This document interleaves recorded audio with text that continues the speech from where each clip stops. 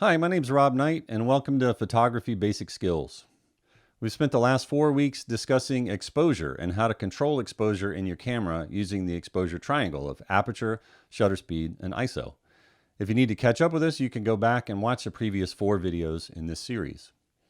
Now we're going to get into something a little bit different. Today we're going to talk about color. Specifically, we're going to talk about the white balance setting in your camera and how that affects your images. White balance refers to the color temperature of light, and we measure this color temperature in degrees on the Kelvin scale. Warm light like a candle or a tungsten light bulb might have a color temperature of around 2500 degrees Kelvin. Daylight has a color temperature of around 5500 degrees Kelvin. So the higher the temperature on the Kelvin scale, the cooler the light.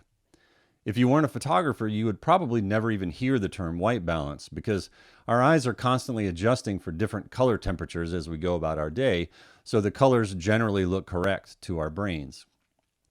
Unfortunately, cameras aren't as smart as we are quite yet, so we have to tell the camera what white balance to use. The white balance setting is how we calibrate our cameras for color. The white balance lets the camera know what neutral is so that it can render all the other colors accurately. An incorrect white balance setting can introduce a color cast in your image. If you've ever had pictures come out too blue or too yellow, the chances are your white balance was wrong. When you press the white balance button or go into the menu in your camera, you're going to see a list of preset options along with auto white balance, Kelvin, and usually a custom setting or two. You'll see that the preset options refer to different light that you might be shooting in. Presets like daylight, tungsten, and cloudy adjust the camera's white balance to a middle-of-the-road setting for those lighting conditions.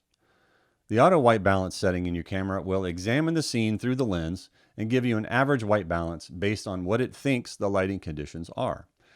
Most modern digital cameras do a pretty darn nice job with their auto white balance settings, and I know a lot of professional photographers who rely on this. Most digital cameras have 2 different ways to manually set your white balance. One is by setting a specific Kelvin temperature. Usually you can see how warm or cool your image appears on your LCD as you change the Kelvin setting. If you use a color temperature meter, you can simply measure the light and dial in the Kelvin temperature that the meter tells you. When you use the custom white balance setting in your camera, you can use a gray card or similar neutral target to tell the camera exactly where to set the white balance. Different cameras have different methods of saving a custom white balance, so refer to your camera's manual for this process. Carrying a simple old-school gray card or something like the Color Checker Passport makes setting a custom white balance a very simple process.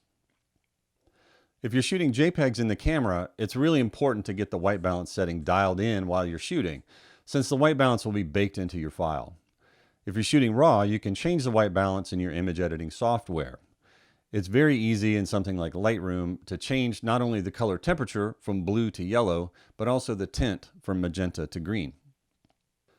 It's important to understand the white balance so you can get accurate color when you need to, but it's also important to understand that you can change the white balance for creative effect or to set a different mood in your image.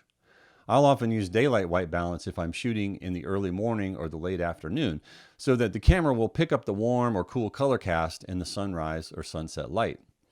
So don't be afraid to play around with the white balance to make your image look and feel exactly like you want to. Understanding white balance is the first step in taking control of the color in your image. We know how to control the exposure using the exposure triangle, and now hopefully you can control the color in your image using the white balance. Thanks for watching. Stay tuned for more tips in this series, and as usual, if you have any questions or comments, please put them in the comments below, and be sure to subscribe to this channel for more updates. Thanks for watching.